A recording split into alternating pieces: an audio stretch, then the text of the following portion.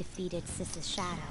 However, it was then that we were met with a terrifying, unexpected police ambush. As a result, even though we managed to grab the treasure, we couldn't get it out of the metaverse. Shit. Except that was all an act. We had prepared an empty briefcase beforehand. Wow. And merely acted like we were taking the treasure. This was because we knew the police would be coming for us. We made sure before the operation that the police would be waiting to ambush us. And just as expected, he totally took the bait. Him getting captured by the police went exactly how we planned it. And I had been interrogating him with no knowledge of this. But how did you lure Akechi into this cognitive world's interrogation room? All I needed were the coordinates.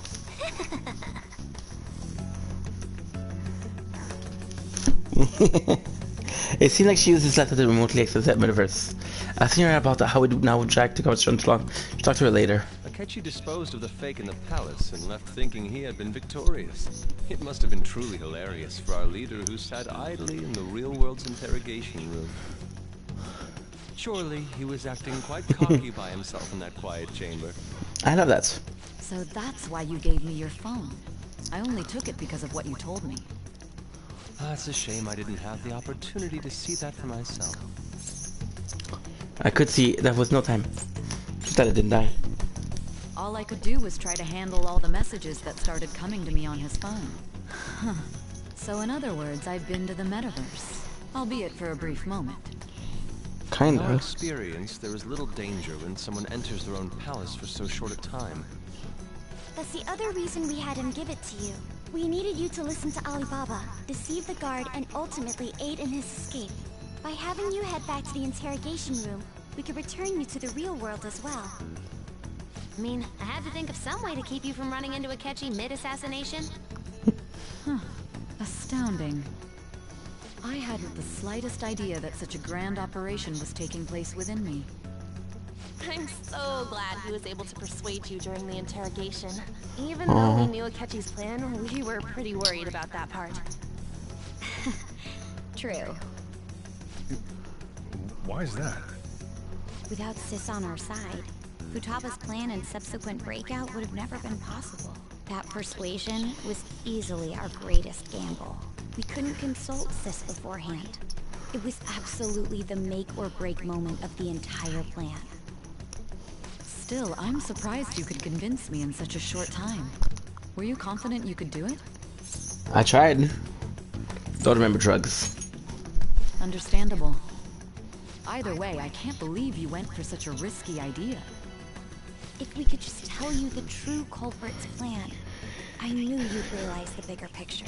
Realize that our leader was telling the truth, and that there was a greater evil to pursue. As a result, we emerged victorious. Then the reason you kept this a secret from me was so you could catch the true culprit, correct? Correct. Yes. Plus, you had lost control of yourself at the time. This is stunning. All I can really do is laugh. I've kind of figured out that you guys made Akechi kill a fake. But what did you do about the body? There was nobody. The police never even checked it. Huh? They had a coroner working to ensure his death was reported as a suicide. That coroner didn't take one look at the scene and just passed along a falsified death certificate. The bad guys have that much influence? Murder in a police station would be reckless otherwise. We also knew of a possible conspirator. Thanks to Futaba-chan's messages and the guard's demeanor, This I is eventually insane. came to understand. And since the higher-ups at the police knew nothing of this, they were thrown into disarray. As a result, his suicide during imprisonment was reported on the news, just as Akechi planned. And with that confusion, he was able to escape with Nijima-san's help. I made sure nobody would check the morgue for his body, and thanks to that, nobody knows he survived. Thinking back to the interrogation, though, I can't believe what they did to him. The callous use of violence, and even drugs, is utterly abnormal. If he had lost consciousness and hadn't been able to tell Sis about the phone, he would have died.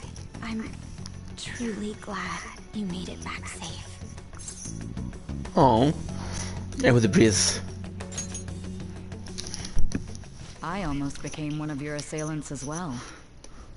It still freaked me out when I saw the suicide on the news, though. We made sure to live normal lives while he was being interrogated to avoid drawing any suspicion. Even with that, I couldn't help but worry for him in my heart. Well, I knew right away that her plan worked out. I wanted to believe, but considering what we were up against... Ryuji's a bit on the dense and carefree side. Can it, cat? I had to be patient and avoid this place until things settled down. I finally feel relieved. We knew he was alive, but it was difficult to not worry until we could confirm it in person. Now that I think about it, my interrogation was just a formality for the head commander. What a joke, letting me interrogate someone who was meant to die. They just wanted to avoid backlash. We're gonna pin it on you. Very We well. need you. From here forward, I will do my utmost to assist you. You saved me, after all. That's reassuring to hear. I'll do whatever I can to help too. Just let me know. Let's take a break for now, though. This old brain is pooped. Oh, and feel free to use the first floor when you guys want to get together to talk. You'll need a hideout where you can be safe. Just say the word, and I'll close shop early. Aw. Are you sure? This guy can't leave. Plus, you won't make much progress if people can hear you from downstairs. It's not like this place is the liveliest joint in town. It won't be a huge loss for me. Thank you, Sojiro. Let us accept his offer. What a great man.